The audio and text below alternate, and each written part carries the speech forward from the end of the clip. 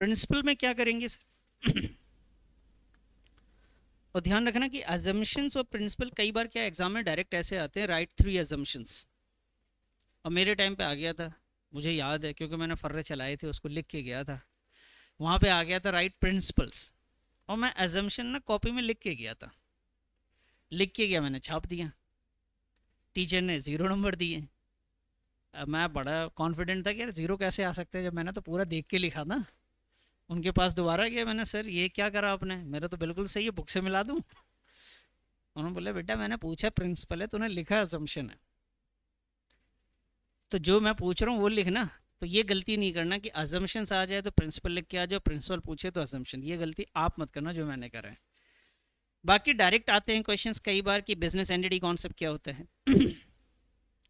तो आइए जी, business entity concepts या प्रिंसिपल्स के नाम से भी हम लोग इसे जानते हैं और कॉन्सेप्ट्स के भी नाम से जाना जाता है। ये यहाँ पे गाइडलाइन दी जा रही है, अकाउंटेंट को बोला जा रहा है कि देखो भाई अकाउंटेंट, जब भी आप अकाउंटिंग करना तो आप ये दिमाग में बैठा के करना कि आप ना बिजनेस के पॉइंट ऑफ व्यू पे अकाउंटेंट करोगे। आप ये सोच के चलोगे कि मैं बिजनेस का अकाउंटेंट हूं, किसी ऑनर का अकाउंटेंट नहीं हूं। ये आपको बताया जाए, अगर ऑनर बिजनेस में पैसा लगाए तो उसका हिसाब लिखना, ऑनर बिजनेस से पैसा निकाले तो उसको भी हिसाब में डालना, क्योंकि आप ऑनर के अकाउंटेंट नहीं हो, आप किसके अकाउंटेंट हो? बिजनेस के अकाउंटेंट हो। तो ये गाइडलाइन है एक अकाउंटेंट के लिए। उनको बोला गया कि जो भी ट्रांजेक्शन्स आप लिखेंगे, transactions are recorded in the books from the business point of view, business के हिसाब से लिखना पड़ेगा आपको, और not from the owner's point of view. आपको ऑनर के हिसाब से नहीं लिखना है। अब जैसे आपकी किसी दोस्त की दुकान हो, अब किसी की दोस्त की दुकान होती है, वो सोचता है मेरी दुकान है तो कुछ भी सामान निकालता है, खाता पीता, कोई हिसाब नहीं देना किसी को। लेकिन अगर वही दोस्त कहीं पे और जॉब कर रहा हो तो अब कुछ निकालेगा तो उसको हिसाब देना पड़ेगा।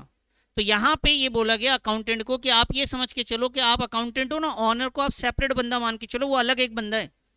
ऑनर यहाँ पे आके अगर अपनी चला रहा है, चला नहीं दो, लेकिन अगर वो 1 रुपये लगा रहा है तो वो लिखो हिसाब में, और वो 1 रुपये निकाल रहा है वो भी लिखो हिसाब में। आम तौर पे ज्यादातर जो छोटे मोटे बिजनेस कर रहे होते हैं वो अपने आप को ही अकाउंटेंट मानते हैं, अपने आप को ही बिजनेस मान लेते हैं। अपना पैसा जो लगाया वो लिखते नहीं, जो पैसा निकाला है, जो सामान निकाल रहे हैं, घर ले जा रहे हैं, वो भी नहीं लिख रहे होते। तो यहाँ पे आपको इसलिए बताया गया कि आप जब अकाउंटिंग करेंगे तो किसके पॉइंट ऑफ व्यू से करेंगे? बिजनेस पॉइंट ऑफ व्यू से करेंगे, ऑनर्स के पॉइंट ऑफ व्यू से नहीं करेंगे। और जब हम ऐसा करते हैं तभी हम ये डिफ्रेंशिएट कर पाते हैं कि ऑनर ने जो बिजनेस में पैसा लगाया होता है बेटा, ऑनर ने जो बिजनेस में हमारे पास पैसा लगाया है, उससे हम क्या करते हैं, हम सोचते हैं कि कैश बढ़ता है और साथ में क्या मानते हैं? कैपिटल। तो ऑनर ने जो पैसा लगाया उसे कैपिटल मानते हैं, और कैपिटल को ही हम लोग क्या बोलते हैं? इंटरनल लाइबिलिटी भी मानते हैं, कि ऑनर का पैसा लगाया हुआ बिजनेस के लिए एक तरीके से कर्ज है। क्या है? बिजनेस के लिए कर्ज है। किसके बेसिस पे हम ये बात कर रहे हैं? हम लोग अकाउंटिंग बिजनेस एंटिटी कॉन्सेप्ट के हिसाब से चल रहे हैं, तभी हम लोग ये डिफ्रेंशिएट कर पा रहे हैं। अगर हम बिजनेस को और ऑनर को एक मान लें तो बिजनेस ने क्या लगा रहा है, ऑनर, हमें क्या मतलब भाई, ऑनर की दुकान है, कुछ भी करे वो, कुछ भी ले जाए, हम लिखेंगे ही नहीं। जब तक हम उसे अलग नहीं मानेंगे तब तक उसका हिसाब कैसे लिखेंगे? तो अकाउंटेंट को ये गाइडलाइन दी गई कि आप ऑनर को आप सेपरेट मान के चलेंगे बिजनेस से, बिजनेस में अगर वो पैसा लगाता है तो आप लिखेंगे, और निकाले तो भी वो लिखना है आपने। समझ में आ गई बात? कैसे लिख कर आएंगे एग्जाम में? According to the business entity principle, business is to be considered to be separate. Business को हमें क्या मानना है? अलग। बिजनेस को क्या मानना है बेटा? अलग मानना है। किससे अलग मानना है? फ्रॉम इट्स ऑनर से। कई बार एग्जाम में सिर्फ यही लाइन आ जाएगी कि business is considered to be separate from its owner, name the accounting principles. कौन सा अकाउंटिंग प्रिंसिपल है जिसकी वजह से हम अलग मानते हैं? कौन सा प्रिंसिपल हो गया ये? अकाउंटिंग एंटिटी या फिर business entity principles. Business transactions are recorded in the books of accounts from the business point of view, not from that of the owner's point of view. समझ में आ गई बात? लिख दीजिए फटाफट इससे पहले आप, अगर नहीं कुछ क्लियर हो रहा हो तो यहाँ पे not from the owner's point of view ऐसे भी लिख सकते हैं, ऑनर्स पॉइंट ऑफ व्यू।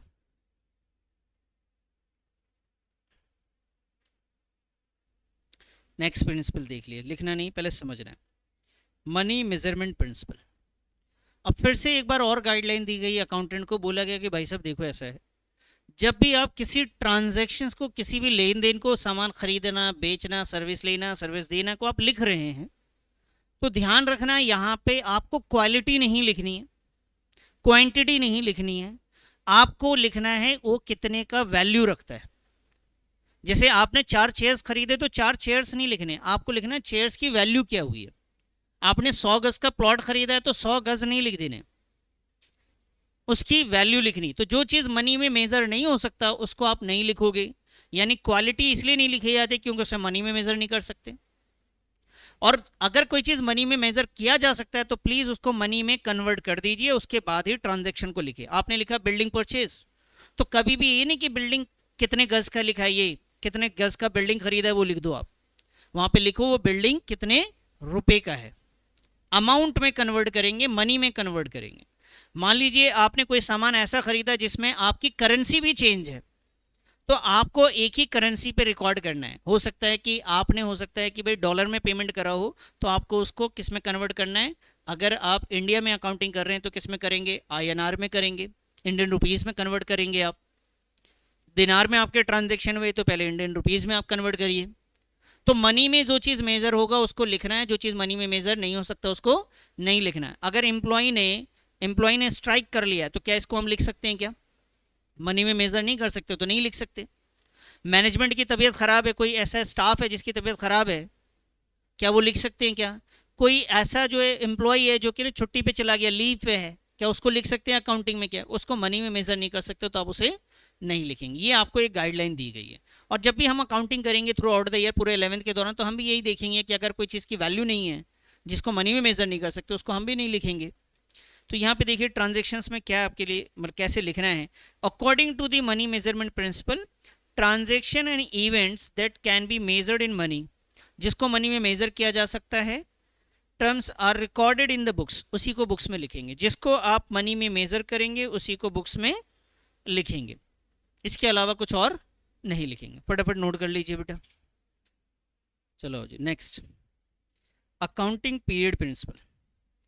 अभी एक ही और चीज़ है कि देखिए आप ट्रांजैक्शन लिख रहे हो, सारे हिसाब किताब हो रहे हैं। जैसे आप स्कूल जाते हैं तो आपकी पढ़ाई स्टार्ट हो गई, अब पढ़ाई आपकी चलने वाली है 20 से 22 साल तक, हो सकता है किसी की 25 भी चले, कुछ नालायक होंगे तो और भाई चल सकता है। तो जनरली मान के चले स्कूल की पढ़ाई 12 साल, 2 साल नर्सरी KG तो 14 साल, और उसके बाद ग्रेजुएशन 3 और मान लेते हैं तो कितने हो गए, 14 3 17 साल, मास्टर 2 साल और मान लीजिए तो कितने हो गए, 19 साल तो एजुकेशन में चले गए, और आप 6 साल के 7 साल के जो भी रहे होंगे, तो यानी 20-25 साल तक आपकी पढ़ाई चल रही है। तो भाई 20-25 सालों तक जो पढ़ाई आपकी चलेगी, तो ऐसा होगा कभी कि एडमिशन आपका लिया गया नर्सरी में, रिजल्ट दिया जाए 20 साल के बाद, चलेगा? कितना मज़ा आएगा ऐसे। कभी कोई फेल ही नहीं हो रहा है, ये भी नहीं पता चल रहा कि कौन पास हो पा रहा है, कौन फेल है, कौन अच्छा कर रहा है, नहीं कर पा रहा है। तो आप सिर्फ ट्रांजैक्शन लिखते जाओ, कंपनी के रोज लिखते जाओ, प्रॉफिट लॉस निकालोगे ही नहीं तो क्या कंपनी के हालात पता चलेंगे? तो प्रॉफिट लॉस आप रोज के रोज बैठ के भी निकालोगे तो ये भी सही नहीं है भाई। आपका रोज का रोज एग्जाम ही होता रहेगा तो फिर कैसे पता, पढ़ाई कब करेंगे आप बैठ के? तो बेटा इसके लिए कोई डेट तो मेंशन होती है ना कि कब रिजल्ट आएगा, फिर आगे चल के कैसे आगे बढ़ेंगे, फिर डिसीजन में कोई चेंज करना है तो उसके हिसाब से डिसीजन आप लेते हैं, जो कमियां रहेगी इस पर काम करते हैं आप। ऐसे कंपनीज भी करती हैं। अकाउंटेंट को बोला गया कि देखिए आपको अकाउंटिंग तो लंबे टाइम तक करना है, as a going concern, continue business चलता रहेगा और आप अकाउंटिंग करते जाओगे, लेकिन इस अकाउंटिंग का जो कंटिन्यूस प्रोसेस है 5 साल 10 साल 15 साल 20 साल का, उसको टुकड़ों में तोड़ दीजिए। और वो टुकड़ा डिपेंड करता है, किसी कोई कंपनी 8 महीने का हर साल प्रॉफिट लॉस निकाले, कोई 6-6 महीने में प्रॉफिट लॉस निकाल रहा हो, कोई 3-3 महीने पे निकाल रहा हो, तो जैसे भी है आपको पूरे जो लाइफ है अकाउंटिंग की उसको आपको टुकड़ों में तोड़ना है। क्यों तोड़ना है? क्योंकि हम ये एनालाइज कर सके कि कंपनी प्रॉफिट कमा रही है, लॉसेस कमा रही है, जो हमने डिसीजन लिया था उसका सही रहा है कि नहीं, कोई डिसीजन में कोई चेंज करना है कि नहीं, कोई पॉलिसी में कोई चेंज करने की जरूरत पड़ रही है कि नहीं। अगर आप इसको टुकड़ों में नहीं तोड़ेंगे, इसके प्रॉफिट लॉस को, या इसके जो एनालिसिस नहीं करेंगे आप, तो आप डिसीजन आप सही से ले ही नहीं पाएंगे। तो ये कौन कह रहा है आपके लिए? ऐसा कह रहा है accounting period principle. Accounting period principle क्या कहता है कि लाइफ ऑफ एंटरप्राइजेस कोई ऑर्गेनाइजेशन बिजनेस, कह रहा लाइफ, उसकी लाइफ तो बहुत लंबी है बेटा, बिजनेस तो चलता रहेगा, is broken into smaller periods, उसके लाइफ को हमें टुकड़ों में तोड़ देना चाहिए। जनरली हम लोग क्या करते हैं, कितने साल का प्रॉफिट लॉस निकालते हैं? 1 साल का। आपका रिजल्ट भी कितने दिनों का आता है? 1 साल का। तो जनरली यही होता है, पेपर तो बार बार लेते रहते हैं वो, लेकिन रिजल्ट आपको जो हाथ में देते हैं वो 1 साल का देते हैं। क्यों हम 1 साल का निकाल रहे हैं? क्योंकि हम इससे क्या मालूम कर सकें? परफॉर्मेंस। अगर हर साल हम निकालते जाएंगे तो एक रेगुलर इंटरवल पे हमारा परफॉर्मेंस निकलता जाएगा, और जिससे हमारे डिसीजन लेने में आगे चल के हमें आसानी होगी। समझ में आई बात? तो अकाउंटिंग पीरियड प्रिंसिपल ने बोला क्या? इसने ये बोला कि जो भी अकाउंटिंग का लाइफ है उसको टुकड़ों में तोड़ दो। बस इतना ही बोला। जो भी लाइफ है अकाउंटिंग की, 20 साल तक करना है अकाउंटिंग, 50 साल तक बिजनेस चलता रहेगा, लेकिन उसको टुकड़ों में क्या करें आप? तोड़ दे। वो टुकड़ा कितने दिन का लेना है आपको? 1-1 साल का लेना है। वो अकाउंटिंग पीरियड कितने दिन का होना चाहिए? जनरली 1 साल का होता है। ये डिपेंड करता है, मेरी कंपनी में 6 महीने में प्रॉफिट लॉस निकालूं, लेकिन उसको आपको तोड़ना पड़ेगा। ये नहीं कि आप बता दें मैनेजमेंट को कि भाई साहब बिजनेस स्टार्ट करा है ना, बुढ़ापे में बंद करना, एक ही बार चेक कर लेना प्रॉफिट हुआ या लॉस हुआ। ये नहीं कर सकते हम। समझ में आ गई बात? चलिए नोट करिए इसको भी बेटा। According to the accounting period principle, life of enterprises is broken. सबसे मेन पॉइंट बस यही है बेटा, ये life of enterprises is divided into smaller periods. ये ब्रोकन की जगह आप डिवाइडेड भी यूज कर सकते हैं। Divided into smaller periods so that its performance is measured, इसलिए कि हम इसके परफॉर्मेंस को मेजर कर सकें एट रेगुलर इंटरवल्स।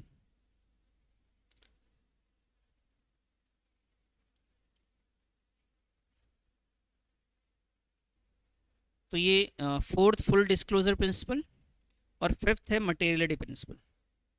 इसको मैं बाद में समझाता हूँ, यहाँ मैंने लिखा है इसको। पहले हम समझते हैं इसके बारे में, प्रूडेंस कॉन्सेप्ट के बारे में। नंबरिंग ऊपर नीचे कर लेना, पहले लिख लो प्रूडेंस कॉन्सेप्ट। लिखो बेटा, प्रूडेंस और कंजर्वेटिज्म प्रिंसिपल। यह कॉन्सेप्ट भी, जैसे अभी मैंने आपको दिखाया था सीए फाउंडेशन का क्वेश्चन पेपर, उसमें उन्होंने क्या वर्ड लिखा था? उन्होंने कंजर्वेटिज्म प्रिंसिपल लिखा था। सॉरी, कंजर्वेटिव ने, उन्होंने कॉन्सेप्ट वर्ड यूज किया था। तो लिखिए प्रूडेंस और कंजर्वेटिव प्रिंसिपल। आपको नीचे वाला नहीं लिखना बेटा, ये मैं लिखवाऊंगा अभी आपको, इसको नहीं लिखना आपको, सिर्फ हेडिंग है ये। कर लिया जी हेडिंग। अब आइए इधर बाबू, इधर देखो, प्रूडेंस और कंजर्वेटिज्म। अब ये प्रिंसिपल ने, ये बताने की जरूरत नहीं, जिंदगी में आदमी ना सबसे ज्यादा इस्तेमाल इसी का करता है, हमेशा करता है। जैसे कई बार आपने एग्जाम देकर आए, आपने 80 नंबर का पेपर किया, उस 80 नंबर के पेपर में भी 4-5 बार दोस्तों से पूछा, किसी ने दिखा दिया था, वहां देख के भी लिख लिया, टोटल घर पे जोड़ा 80 बन रहे। क्या आप मानेंगे कि जो मैंने पूछा, जो मैंने देख के लिखा इधर उधर, क्या 80 के 80 ही आएंगे? ऐसा मानते हैं आप? क्या मान के चलते हैं आप कि यार कोई 75 मानता होगा, कोई 78 मानता होगा, कोई तो बोलता होगा 50 भी आ जाए बहुत है। तो उसने क्या करा, फ्यूचर में होने वाला जो नंबर आने वाला है उसमें ज़्यादातर जो लॉस होने वाले, जो नुकसान होने वाला, उसको पहले से मान के चल रहा दिमाग में कि यार इतना कम होगा, मुझे लगता है इतना आएगा, और ज़्यादा ज़्यादा अपने आप को नीचे ही बता रहा होता है। कोशिश ये करता है क्योंकि बाद में जब रिजल्ट आए तो तकलीफ थोड़ा सा कम हो हमें, इस बात को बस छुपाने के लिए। ऐसी कंपनी भी यही करती है, अगर उसे लग रहा है कि कुछ चीज़ों का नुकसान अगले साल या उसके अगले साल या उसके अगले साल हो सकता है, तो वो क्या करती है, उस नुकसान को पहले ही लिखने लगती है। और इसको इनकम टैक्स भी अलाउ करता है कि कोई बात नहीं, आप नुकसान को पहले लिख दो। बेटा आप नुकसान लिखोगे आपका प्रॉफिट कम हो जाएगा, लेकिन इनकम टैक्स कह रहा है कि कोई बात नहीं, अगर आपको लगता है कि नुकसान अगले साल हो सकता है, आपको अभी से लग रहा है, तो इस नुकसान की तैयारी अभी से करना स्टार्ट कर दो आप। तो प्रूडेंस कॉन्सेप्ट ये कहता है कि फ्यूचर में होने वाले नुकसान को आपको अगर अंदाजा लग गया कि होगा, तो आप उसे आज ही लिख सकते हो। हुआ नहीं है अभी, बस आपको ऐसा लग रहा है कि फ्यूचर में नुकसान होगा, तो उसे आज से ही लिखना स्टार्ट कर सकते हो। लेकिन फ्यूचर में होने वाले फायदे को कभी भी नहीं लिखना। अब कोई बच्चा आया, आप पेपर करके आए 70 नंबर का, कोई आके कह रहा है यार मैंने देखा सर ने ना तेरे को ना 100 दे दिए 100। अब वो यकीन से बता रहा है कि नहीं मैंने सच में देखा, तो मान मेरी बात को, तो आप क्या करोगे, पूरे मोहल्ले को मिठाई बंटवा दोगे कि नहीं 100 आ गए, मैंने तो 70 किया था। बेटा आएंगे, आप क्या बोलोगे, आएगा तो देखा जाएगा यार, और ऐसा हुआ होगा चमत्कार तो फिर मिठाई भी खिला दूंगा, कोई मसला नहीं है। तो फ्यूचर में होने वाला फायदा जब होगा तभी लिखना चाहिए, ज़्यादा बेहतर है ना, या पहले मिठाई बंटवा देनी चाहिए जब होना चाहिए। अब मैं कई बार बच्चों को कहता हूँ कि मान लो ये नालायक ये बाहर यूं कर रहा था, अब यूं करते हुए घर वालों ने देख लिया, तो बताओ इसके क्या बनाएगा? कंजर्वेटिव क्या कहता है, अक्लमंदी इसकी क्या कहती है? ये सोच के जाएगा घर पे आज जाऊंगा तो 4 जूते पड़ने वाले हैं। आज तो देख लिया घर वालों ने, तो पड़ेंगे ही पड़ेंगे 4। या इसको ये मानना चाहिए जो होगा देखा जाएगा। वो नहीं पीते क्या? सिर्फ मैं ही हूँ अकेला? आज उनको भी शेयर करूंगा, ये लो आप भी ट्राई। ऐसा नहीं होगा। अगर ऐसा है तो ये गलत है। प्रूडेंस कॉन्सेप्ट यही कहता है कि फ्यूचर में होने वाले नुकसान की तैयारी पहले करेगा, गिन के जाएगा कि 4 डंडे पड़ेंगे। हो सकता है सिचुएशन है इसको पता लग जाए कि पापा भी घर पे अम्मी भी घर पे, तो 8 भी गिन ले, लेकिन इसके फायदे नहीं गिनेगा वो बैठ के कि नहीं नहीं इसका फायदा ही होगा, अच्छा ही होगा। आज तो घर वालों को पता लग गया, आज तो भाई कोई बात नहीं, घर के सामने ही चलेगा, अब घर में ही बैठ के पापा और हम दोनों शेयर करके चलेंगे। ऐसा नहीं सोच सकते।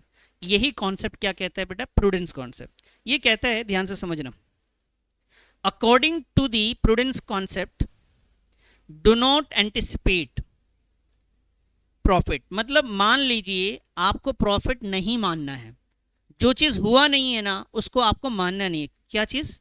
प्रॉफिट्स को आपको नहीं मानना है, लेकिन provide for all possible losses. जो भी आपको लगता है कि लॉसेस हो सकते हैं फ्यूचर में, उस लॉसेस को आप अपने हिसाब किताब में लिख सकते हो। इसको अलाउ किया गया है। इन अदर वर्ड्स, दूसरे लफ्जों में आप ऐसा कह सकते हैं, profit should not be recorded until realise. Profit को तब तक नहीं लिखना है हिसाब किताब में जब तक ये हो ना जाए। But provide all possible losses, लेकिन आप सारे पॉसिबल लॉसेस जो फ्यूचर में हो सकते हैं उसको आप बुक्स ऑफ अकाउंट्स में दिखाएंगे। समझ गए? इसका एक एग्जांपल मैं आपके सामने देता हूं। एक होता है वर्ड ना, प्रोविजन। वर्ड मैं बता रहा हूं आपको, प्रोविजन फॉर डाउटफुल डेट्स। ठीक है, इसी पे एक एग्जांपल आपको मैंने थोड़ी देर पहले बताया था, कॉस्ट और market value which ever is lower, बताया था ना। इसमें क्या हुआ था कि जो स्टॉक था भाई, कॉस्ट उसकी 10,000 है, मार्केट की वैल्यू 12,000 है। भाई कोई स्टॉक है आपका पास, स्टॉक है, उसकी कॉस्ट प्राइस है बेटा 10,000 और मार्केट का प्राइस जो है ना बेटा वो है 12,000। बताओ हमें क्या मान के चलना चाहिए? हमें 10 वाला मान के चलना चाहिए, कम वाला। ज़्यादा वाला तब मानेंगे जब बिक जाएगा तो मान लेंगे। अभी अगर मानने की बात होगी कि आपको अपने सामान की कीमत क्या लग रही है, तो आप कम से कम मान के चलो, ज़्यादा मान के मत चलो। तो ये किसके बेसिस पे हमने ऐसा काम किया था? प्रूडेंस कॉन्सेप्ट के कहने पे हमने ये काम किया था। और आम जिंदगी में तो किसको कहने की जरूरत नहीं पड़ती, हमें खुद ही समझ में आ जाता कि आज क्या होने वाला है। प्रूडेंस कॉन्सेप्ट, आप लेट आओगे आपको खुद ही डर लग रहा होगा कि लेट जा रहे हैं, सुनना पड़ जाएगा। आप ये तो नहीं लेट गए तो मैं भी सुना दूंगा, आप लेट नहीं आते क्या?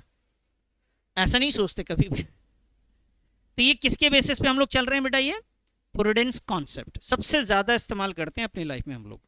अकाउंटिंग में भी हमें अलाउ किया गया कि आप इसका इस्तेमाल कर सकते हैं। एक होता है बेटा प्रोविजन फॉर डाउटफुल डेट्स। ये क्या होता है बेटा? डाउटफुल डेट्स, जैसे मेरा किसी पे 1 लाख रुपए बाकी है, एक पे नहीं, मान ले 10 लोगों पे 10-10 हज़ार करके 1 लाख रुपए बाकी है। अब मैं वो 10 लोगों को ना रोज का रोज कॉल कर रहा हूँ, भाई साहब पैसे देने की बारी आ गई, आपकी कब देंगे? वो कह रहा हाँ देता हूँ ना। ऐसे करते करते 15 दिन हो गए, 2 ने तो कॉल ही बंद कर दिया। घर जाता हूँ तो मिलता ही नहीं है। फिर एक आध हफ्ता घर के पे भी चक्कर लगाते लगाते पड़ोसी ने बोला भाई साहब ये तो घर बेच के भी चले गए। अब आप मुझे बताओ क्या लगता है वो पैसे मिलेंगे क्या? तो मेरे को तो डाउट तभी से हो गया था जब उसने कॉल उठाना बंद कर दिया। उसे कहते हैं बेटा डाउटफुल डेट्स। तो आपको नुकसान अभी कंफर्म नहीं है, लेकिन आप इसको नुकसान पहले से भी मान सकते हो। अभी आपको एहसास हो रहा है, अंदर से फील आ रहा है कि नहीं अब तो नहीं लग रहा। अब दोस्त को आपने पैसे दिए, दोस्त आपकी तरफ देखता है फिर मुड़ जाता है, तो आपको डर लग रहा है कि नहीं अब तो नहीं मिलेंगे। उसी को कहते हैं बेटा डाउटफुल डेट्स। समझ में आई बात? चलिए इसको नोट करिए बेटा, प्रूडेंस कॉन्सेप्ट को। प्रूडेंस कॉन्सेप्ट को हम दूसरे नाम से क्या जानते हैं? तो एक और तरीका बताता हूँ एग्जाम में लिख कर आने का, ध्यान से समझना। अगर एग्जाम में आ जाए व्हाट इज कंजर्वेटिव कॉन्सेप्ट, तो आप वहां पे एक लाइन ऐड कर देना, it is also known as prudence concept. और आ जाए अगर प्रूडेंस कॉन्सेप्ट तो वहां पे लिख देना it is also known as, उसके बाद एक्सप्लेन करना। एक लाइन फ्री का बढ़ जाएगा हमारा। इसके एग्जांपल्स में लिख लो, प्रोविज़न फॉर डाउटफुल डेट्स लिखो। मैं इसका एक छोटा एग्जांपल आपके सामने रख देता हूँ जिससे आपको समझ में आए। यहाँ लिखो, याद रहे आपको। क्रिएशन ऑफ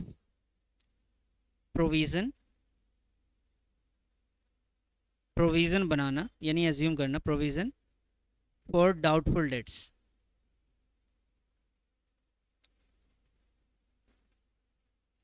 और दूसरा एग्जांपल है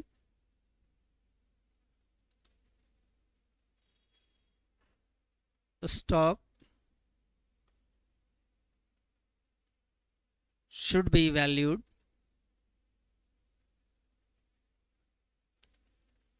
cost or market price, cost or market price